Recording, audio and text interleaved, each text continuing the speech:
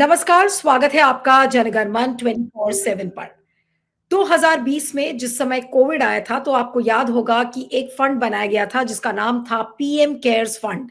आज उस फंड को 5 साल हो गए हैं, लेकिन उस फंड के बारे में जो भी स्टेटमेंट्स आती हैं, वो या तो आधी अधूरी होती हैं, या तो उनमें डिटेल्स नहीं होते हैं।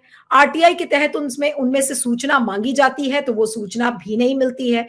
और ये बताया जा रहा है कि इस फंड में 6,000 करोड़ रुपए अभी उसमें रखे हुए हैं। सरकार इसको कहां इस्तेमाल करेगी, उसको पैसे कहां से आ रहे हैं, लोग क्या अभी भी उनको पैसे दे रहे हैं? ये जो डिटेल्स, जो छोटे छोटे डिटेल्स हैं, जिसको जनता को जानने का पूरा हक है, क्योंकि आपको याद होगा कि जिस समय कोविड हुआ था, तो सब जनता से भी मांगा गया था कि भाई आपकी जितनी हैसियत है, आप उस हिसाब से इस फंड में आप डोनेट करें। तो किसी ने 5,000 दिया, किसी ने 10,000 दिया, जिसको जितना अफोर्ड कर सकता था उसमें दिया गया। और इतना फंड आ गया, उसमें फॉरेन फंडिंग भी आई, बहुत सारी चीजों को लेकर फॉरेन कंट्रीज ने भी इसमें डोनेट किया। तो अब क्या जनता का हक नहीं है कि इसमें जानने की कोशिश की जाए? जो ऑडिटेड रिपोर्ट्स सामने आई हैं, वो ऑडिटेड रिपोर्ट्स भी आधी अधूरी हैं। और देश की जानी मानी खोजी पत्रकार पूनम अग्रवाल ने अभी एक न्यूज मिनट के लिए एक स्टोरी लिखी थी। वो बहुत अच्छी स्टोरी लिखी हुई है, और उसमें उन्होंने ये सारे डिटेल्स बताए हैं कि कैसे सारे डिटेल्स जो आने चाहिए थे, एक तो वो भी नहीं आए हैं। दूसरी, जो ऑडिटिंग हो रही है, वो भी एक प्राइवेट एजेंसी कर रही है, ना कि सीएजी। कायदे से इसमें सीएजी को इंटरवीन करके और उसमें ऑडिटिंग करनी चाहिए थी, तो सीएजी क्यों नहीं कर रहा है? दूसरा सवाल ये है कि पैसे कहां से आ रहे हैं, अगर विदेश से आ रहे हैं तो कितने आ रहे हैं, क्या वो डिटेल सामने आई है? सारे स्टेटमेंट्स, ऑडिटेड स्टेटमेंट्स की डिटेल्स, एक छोटी छोटी डिटेल्स, वो क्यों सरकार नहीं उपलब्ध करा रही है? और आरटीआई के लिए तो दरवाजा ही बंद कर दिया, ये कहते हुए कि ये तो चैरिटेबल ट्रस्ट है और इसमें हम इसको आरटीआई के पर्व्यू में नहीं रखेंगे। तो मैंने सोचा आज इसमें पूनम अग्रवाल से बात की जाए। इस समय वरिष्ठ खोजी पत्रकार पूनम अग्रवाल आज हमारे साथ है। पूनम, आपका बहुत बहुत स्वागत है। Thank you so much for joining on Jangan Man 24/7। और थैंक पहले तो आपको बहुत बहुत बधाई कि आपने वो जो स्टोरी की और जिससे लोगों को समझ में आया कि जो भी डिटेल्स आ रही हैं वो भी आधी अधूरी, कच्ची पक्की। मैं आपसे ये जानना चाहती हूँ कि अभी तक आपने कितने पत्र लिखे होंगे पीएमओ को या अमित शाह को और बाकी लोगों को, जिसका कि आपको कोई जवाब ही नहीं मिला, बिकॉज आप रिलेंटलेसली स्टोरी को कवर करती हुई आई हैं। जी, जहाँ तक ईमेल्स का सवाल है, मैंने तो पीएमओ ऑफिस को कई बार, एक नहीं कहा 3-4 बार या 5 बार रिमाइंडर्स भेजे हैं कि भई आप बता दें। पिछले इस स्टोरी को पब्लिश करने से पहले मैंने कम से कम 2-3 महीने तो जवाब का ही इंतज़ार किया। प्राइम मिनिस्टर्स ऑफिस से पूछा, इनफैक्ट मैंने डायरेक्टली मैसेज करके, कॉल करके भी, जिनको जो देखते हैं मीडिया, वो उनको भी बोला कि ऐसे-ऐसे ईमेल गया है, आप प्लीज़ देख के जवाब दीजिए, बट कोई रिस्पॉन्स नहीं। तो अब वो रिस्पॉन्स नहीं आना, इनफैक्ट जब मैं ये स्टोरी कर रही थी तो उसी दौरान दिसंबर में ही ये लेटेस्ट ऑडिट रिपोर्ट भी उन्होंने अपलोड किया, फाइनेंशियल ईयर 2022 और 23 का। तो 4 ऑडिट रिपोर्ट्स आपको वेबसाइट पे मिलेंगे, और उसके जो फाइनल, जो 23 और 24 वाला ऑडिट रिपोर्ट अभी भी पब्लिक डोमेन में नहीं है, जो अवेटेड है। तो अब ये ऑडिट रिपोर्ट, मुद्दा क्या है? मुद्दा यहाँ पर पीएम केयर्स के आरटीआई के अंदर नहीं आता, जवाब नहीं देते, इसे पब्लिक चैरिटेबल ट्रस्ट कह के ये आरटीआई के पर्व्यू से बाहर रह रहे हैं शुरू से। तो ये चीज हम डिस्कस करते आ रहे हैं, और ये हमें पता भी, कई सारे लोग जो पीएम केयर्स मुद्दे पे बात करते हैं, अब ये कहते हैं कि हम पब्लिक चैरिटेबल ट्रस्ट है तो आरटीआई में हम जवाब नहीं देंगे। लेकिन मुद्दा अब ये दूसरा जो यहाँ खड़ा हो रहा है, ये ऑडिट रिपोर्ट अगर आप देखें उनकी वेबसाइट पे जो है, ये 2 पन्नों का ऑडिट रिपोर्ट है। इन 2 पन्नों में इन्होंने 4 सेक्शंस दिए, और उसमें सब हेडर्स दिए: opening balance, money received, money spent और क्लोजिंग बैलेंस। तो उसके जरिए हमें अब पता चल रहा है कि 6,000 करोड़ से भी ज्यादा पैसा एक्चुअली इसमें ऑडिट 2022 और 23 के ऑडिट रिपोर्ट से पता चल रहा है कि उतना पैसा पार्क्ड है, यानी कि अनयूटिलाइज्ड है, वो पड़ा हुआ है। अब इस ऑडिट रिपोर्ट, 2 पन्नों के ऑडिट रिपोर्ट में सेकंड पेज में आप देखेंगे, वहां पर जो ऑडिटर्स हैं उनका, वो कंपनी का नाम है SARC and associates chartered accountants. उस कंपनी के सिग्नेचर के ऊपर ही वहां लिखा हुआ है financial statements attached with the audit report, जो कि कुछ फाइनेंशियल ईयर में 1 से 11 पन्ना है या 1 से 12, या कुछ वैसे ही पन्ने हैं। अब ये जो 10 से 15 पन्ने हैं फाइनेंशियल स्टेटमेंट्स के, वो उन्होंने अपलोड नहीं किया। अब क्यों नहीं किया अपलोड, ये हमें नहीं पता। अब मेन मुद्दा तो ये कि फाइनेंशियल स्टेटमेंट की जरूरत क्या है?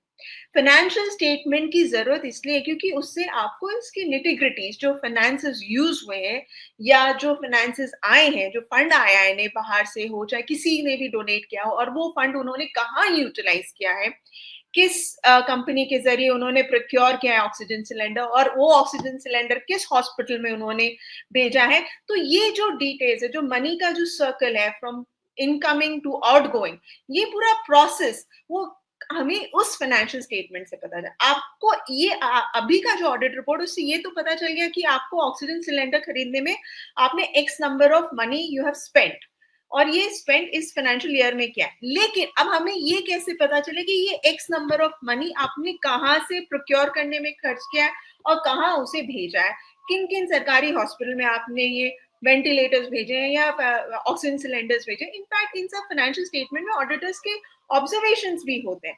तो ये डिटेल्स अभी भी हमें नहीं पता।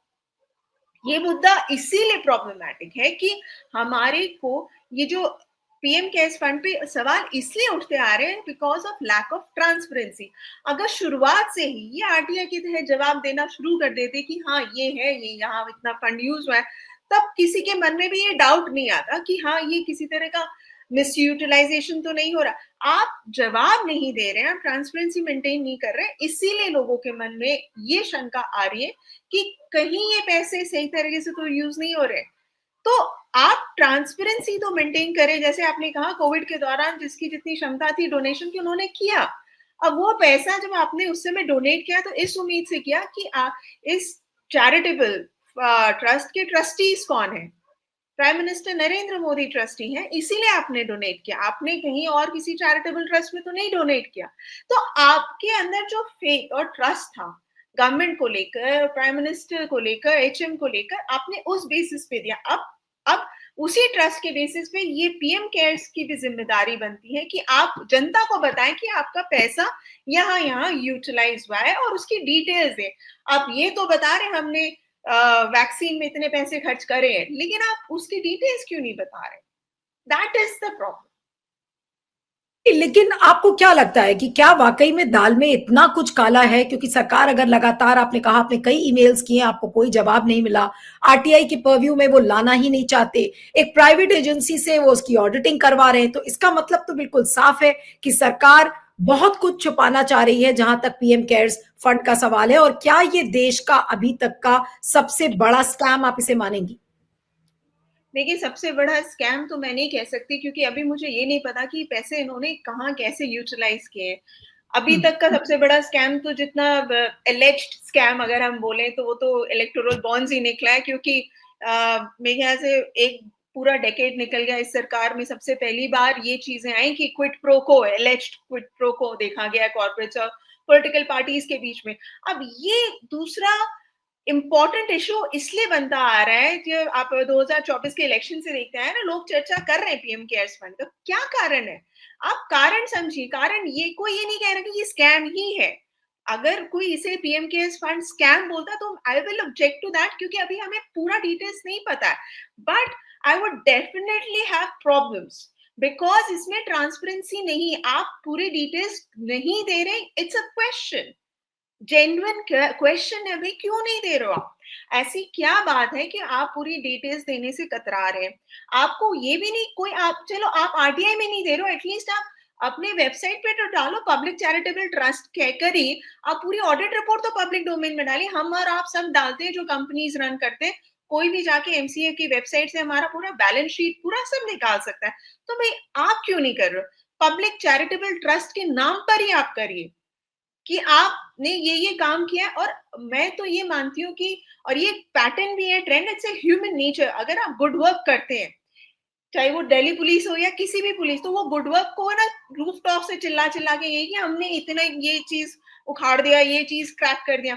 अब आप जब अगर आप intention is what I mean, अगर आपका इंटेंशन अच्छा काम करना है तो आप कहीं भी ये मतलब you will not refrain from spreading it in public कि हमने ये अच्छा काम किया है और ये लीजिए डॉक्यूमेंट्स।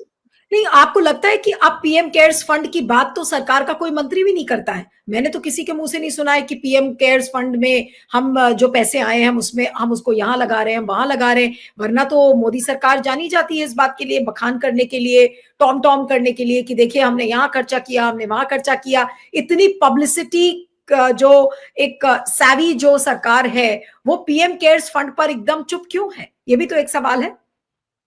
आप बीजेपी की तो छोड़िए, ऑपोजिशन भी कुछ नहीं करता, दिक्कत तो वहां एग्जैक्टली, पर है। बिल्कुल बिल्कुल बिल्कुल। प्रॉब्लम तो वहां है ना। हम डेमोक्रेसी में रहते हैं, हमारा काम क्या है? Checks and balances. ऑपोजिशन का काम क्या है? चेक्स एंड बैलेंसेस करे, क्वेश्चंस उठाए, इश्यूज उठाए, उस मुद्दे को उठाए और पूछे हर जगह जब जरूरत पड़ती है।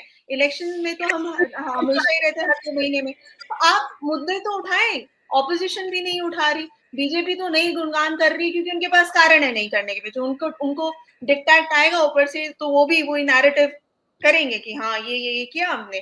बट गुड वर्क अगर आप कर रहे हो तो आप बोलोगे ना, अगर नहीं कर रहे हो तो नहीं बोलोगे।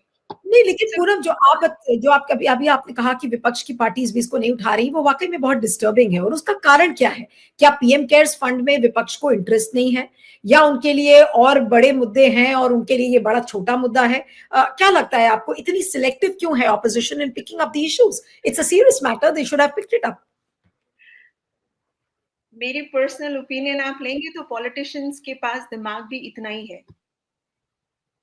क्योंकि ना वो, मैं इसलिए कह रही हूँ क्योंकि इलेक्टोरल बॉन्ड जैसे मुद्दे पर मेरी बातचीत 2018 से होते आ रही है। सिविल सोसाइटी मेंबर्स ने इसको टाइम एंड अगेन उठाया, लेकिन समझने में उन्हें कितने साल लग गए? 5-6 साल। बिल्कुल तो जब बिल्कुल। आप खुद चंदा ले रहे हो, आपको खुद सारा प्रोसेस पता है और आपको बता दिया गया है कि इसके अंदर छुपा हुआ ना, फिर भी आपने उस मुद्दे को उठाया ही नहीं। तो आप जब इलेक्टोरल बॉन्ड जैसे मुद्दे को समझ के भी ना समझे, तो मैं पीएम केयर्स तो इतना ब्लैक एंड व्हाइट है, एक राह चलता इंसान समझ जाएगा, जिसका एवरेज इंटेलेक्ट होगा वो भी समझ जाएगा। पॉलिटिशियंस दे फाइट इलेक्शंस, उनको इससे कोई फर्क नहीं पड़ता कि भाई जनता को कहाँ प्रॉब्लम है। बात वही है, कोई भी पॉलिटिकल पार्टी ले लीजिए, सबका मुद्दा यही होता है कि इलेक्शंस को जीतना कैसे है, और कोई मुद्दा नहीं। वो मुद्दे पर अगर बात करती तो भाई पूरा हमारा पॉलिटिकल सिनेरियो नहीं बदल जाता। आजकल तो सिर्फ फ्री बीज पे बात होती है। दिल्ली इलेक्शन आ रहा है, आप देख रहे हैं, कोई 2500 रुपए दे रहा है बुजुर्गों को तो कोई फ्री मेडिकल ट्रीटमेंट दे रहा है, बिजली पानी। We are talking about freebies, that's what it has become. Nobody is talking about development. Nobody is talking about core issues. Nobody is talking about taxpayers money. आप और मैं taxpayers हैं। एक lakh chunk है जिसे फर्क पड़ता है, हमारे हार्ड अर्न मनी जाती है इन चीजों डेवलपमेंट के लिए। दिल्ली जैसे शहर में जहां हम इतने सारे प्रॉब्लम से हर साल गुजर रहे हैं, पर nobody is bothered about it. Freebies पे बात करेंगे तो आप पीएम केयर्स पे क्यों बात करेंगे? उनको क्या ही उनको पहली बात तो समझने की जरूरत है, जो कि इतना इंपॉर्टेंट है, फिर और इजीली अंडरस्टैंडेबल है। तो ऑपोजिशन नहीं उठा रही, वो उनकी प्रॉब्लम है, because they don't know how to address the issues. बिल्कुल उनको बिल्कुल। समझ ही नहीं है। और आम जनता को इसलिए नहीं फर्क पड़ रहा है क्योंकि ये डायरेक्टली कनेक्टेड नहीं है इस मैटर से, जैसे इलेक्टोरल बॉन्ड्स था। आप अभी जब आपकी जो ये स्टोरी पब्लिश हुई, स्टोरी को लिखते वक्त जब आपने वो ऑडिटेड रिपोर्ट्स देखी, तो आपको सबसे स्टार्टलिंग चीज, सबसे सरप्राइजिंग चीज उसमें क्या लगी? और क्या चीज आपको बिल्कुल खटक रही थी कि भाई ये चीज तो बिल्कुल सीधी सीधी थी, उसको देने में क्या हर्ज थी? वो डिटेल भी सरकार ने प्रोवाइड नहीं की है। तो जब when you are going through those audited reports, क्या चीज बिल्कुल आपके लिए स्टैंड आउट कर रही थी? देखिए, जनता की मेमोरी बहुत शॉर्ट होती है। हम short memory is a problem, public की वही होती है। सेकेंड वेव कोई नहीं भूलेगा, मैं तो नहीं भूली। सेकेंड वेव जब कोविड का हुआ था, लोगों को हॉस्पिटल में ऑक्सीजन सिलेंडर्स नहीं मिल रहे हैं, हॉस्पिटल में बेड नहीं मिल रहा है, इतना केओस, वेंटिलेटर्स नहीं है। उस समय का जो पीरियड था, आपको अगर याद हो, उस समय वैक्सीन भी आ चुकी थी। कई सारे इश्यूज उठे थे कि भाई वैक्सीन क्यों नहीं मार्केट में आ रहा है, आपने पेमेंट नहीं किया, प्रोक्योर नहीं किया, वेंटिलेटर्स क्यों नहीं अवेलेबल है। उस समय कई सारे इश्यूज उठे थे टाइमिंग को लेकर कि आपने प्रोक्योर किया है कि नहीं, खाली पेपर पे कह दी कि हमने इतना प्रोक्योर किया है। ऑक्सीजन सिलेंडर्स क्यों नहीं अवेलेबल है। तो उस समय मुझे याद है, मैंने स्टोरीज कई सारी लिखी थी जिसमें ये आया था कि भाई आपने ऑर्डर तो प्लेस कर दिया, लेकिन आप एडवांस नहीं देंगे कंपनी को, तो बनाएगी कैसे, आपको देगी कैसे। तो वो टाइमिंग के बहुत सारे इश्यूज आए थे उस समय। अब वो ये जो जब मैं पढ़ रही हूँ, आपने ये तो लिख दिया इस साल में अपने इतने प्रोक्योर करें, लेकिन आपने कब प्रोक्योर करे, सेकेंड वेव के पहले, बाद में, कब आया, तो वो टाइमिंग नहीं पता मुझे। गलती कहाँ थी, ब्यूरोक्रेट्स इन्वॉल्व थी कि नहीं। मैं ये भी नहीं कह रही कि हर चीज पीएमओ देख कर करेगा। प्रोक्योरमेंट का काम तो किसी और एक न्यूट्रल बॉडी को दिया गया था ना, एजेंसी को, जिनको करना था। पीएम केयर्स तो फंड ट्रांसफर कर देगी, लेकिन अब फंड भी कब ट्रांसफर हुआ, तो ये टाइमिंग वाला इश्यू जो है ना, सबसे बड़ा इंपॉर्टेंट चीज है कि पैसे कब गए, कब ऑर्डर प्लेस हुआ और कब आया। क्योंकि कई सारी कंपनीज उस समय, मैंने जिनसे बात की, उन्होंने कहा ऑर्डर तो प्लेस कर दिया, पैसे नहीं आए। बोलते मैडम पैसे आएंगे तो हम तुरंत उसे बनाकर फिर उसे डिस्पैच करेंगे।